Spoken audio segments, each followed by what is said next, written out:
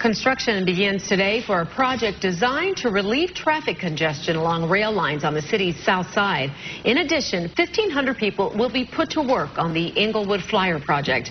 ABC 7 political reporter Charles Thomas joins us with more on today's groundbreaking ceremony. Charles? Sylvia, a small army of politicians descended on a Southside Railroad junction this morning.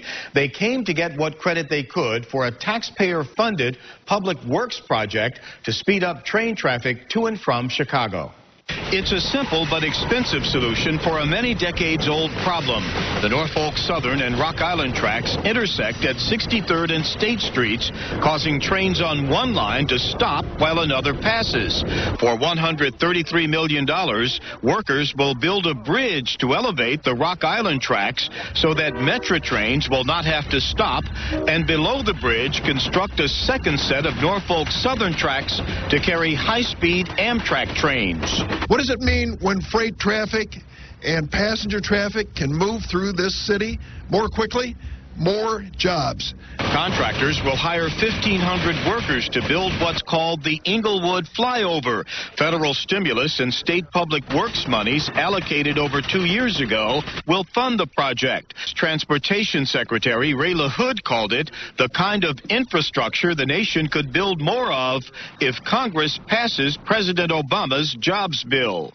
For right now, let's put America to work. That's what we need to do. That's what the American people want. That's what the unemployed want. Let's do it. We're going to do the best we can to get the most people who are from the neighborhood to participate in the project. That's all it's going to be is another dog and pony show. You know what I'm saying? They're not going to hire nobody from the community. Bob Israel says he's seen politicians break ground for public works projects in African-American neighborhoods, but has not seen very many black workers hired. I'm tired of them talking about they're going to come to the community and hire guys from the community, and it never happens.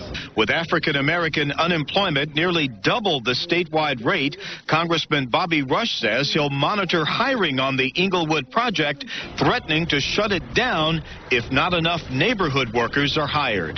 They're either going to cut the unemployed people in Inglewood and the surrounding communities in, or they're going to cut it out. That's just the bottom line.